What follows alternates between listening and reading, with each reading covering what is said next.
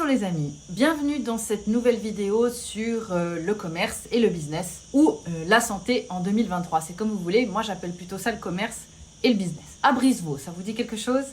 Eh bien c'est le nouveau vaccin de Pfizer qu'on va vous vendre enceinte, deuxième ou troisième trimestre, pour que vous créiez des anticorps dans votre ventre qui vont passer le placenta et soi-disant immuniser votre bébé et le protéger de la bronchiolite. Bien, vous allez sur le site Les Pros de la Petite Enfance, qui se veut le premier site d'information pour les professionnels de la petite enfance.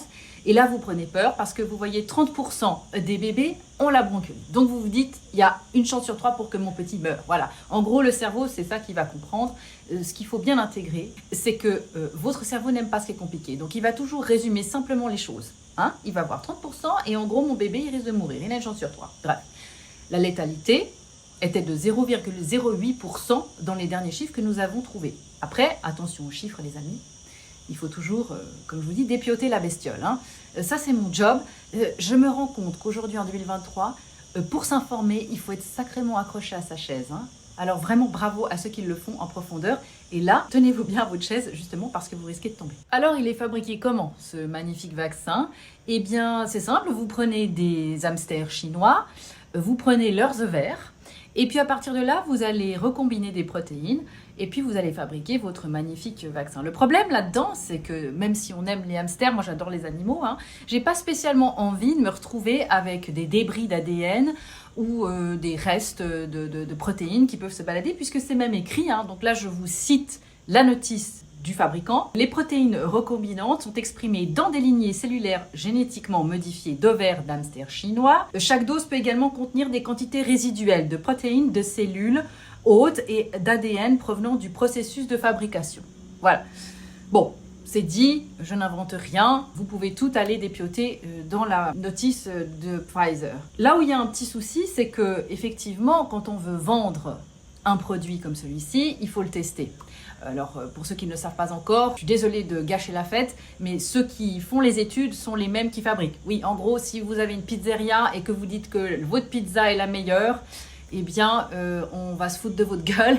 Mais là, en l'occurrence, c'est un peu le même principe. C'est-à-dire que vous faites un produit, vous le testez, vous dites que c'est le meilleur et qu'il fonctionne, et ça va bien, tout le monde est content. Donc, une fois que vous avez compris que plutôt que de vous embêter à faire une étude sur les petits, qui de toute façon seraient biaisés, eh bien, vous avez qu'à les vacciner dans le ventre de leur mère. Comme ça, en même temps, vous faites, comme on dit en français, d'une pierre deux coups. Pas mal, Franchement, c'est pas mal. C'est quand même prodigieux, faut le dire. Mais pour celles qui veulent allaiter, eh bien là, on ne peut pas vous dire, par exemple, qu'il n'y a aucun effet sur l'allaitement. Voilà. Aujourd'hui, ça n'a pas été testé, c'est clair, comme de l'eau de roche, dans les notices. D'ailleurs, vous avez les liens dans cette vidéo. Vous avez le lien d'une lettre de la FDA, Food and Drug Administration, au laboratoire qui dit « c'est très bien votre produit, vous avez l'autorisation chez les personnes de plus de 60 ans, chez les femmes enceintes, allons-y gaiement.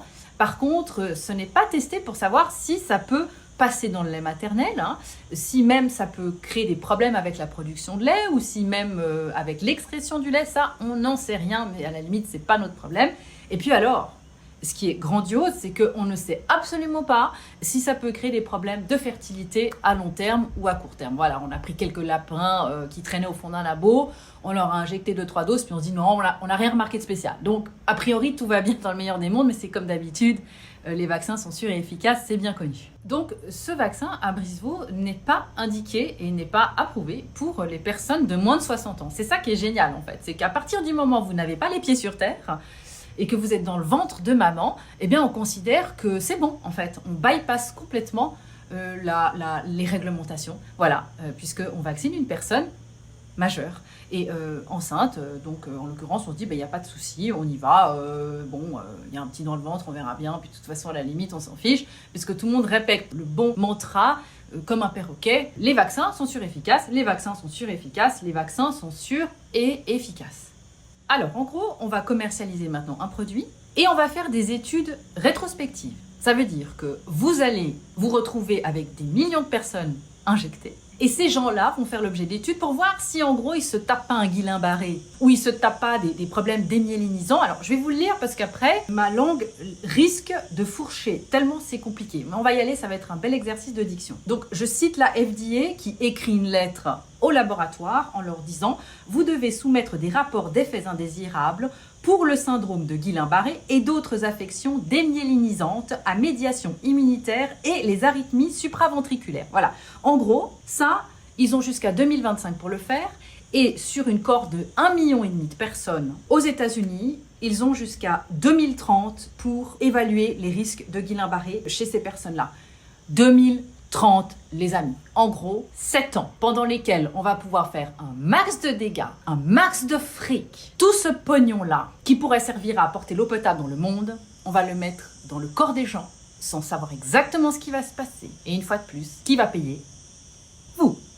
En gros, comment ça se passe? Vous avez un effet secondaire, votre vie est ruinée ou je ne sais pas quoi, vous voulez aller râler parce que ça ne se passe pas comme c'était prévu avec ce vaccin. Eh bien, auprès de qui vous allez pouvoir râler? Auprès de votre conjoint. Je crois que c'est la seule personne qui pourra vous écouter parce que votre gynéco va vous dire que c'est sûrement pas ça. Ah non, c'est sûr et efficace, ça c'est bien connu. Votre avocat, alors lui peut-être qu'il va vous prendre un max d'argent, hein. Il va faire bien traîner la cause parce que c'est ça qui va l'alimenter et payer sa belle maison. Voilà, en gros c'est tout ce qui reste. Le gouvernement va vous dire, ah bah non, écoutez, les vaccins sont sûrs et efficaces. Mais l'inversion du fardeau de la preuve, voilà, c'est comme ça maintenant en 2023. Vous allez devoir prouver que si vous avez un problème, c'est lié à ça.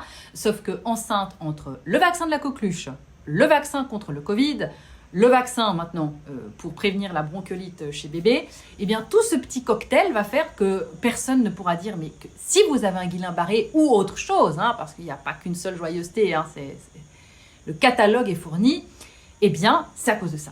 Alors vous l'aurez dans l'os une fois de plus et c'est vous qui allez payer. Pendant que les salopards qui fabriquent ça, qui font les études pour prouver que ce n'est absolument pas dangereux, sont en train de siroter un mojito au bord de leur piscine, en train de fumer un cigare et de penser à vous en vous disant que finalement vous êtes bien sympa d'avoir obéi comme un gentil petit agneau bien docile.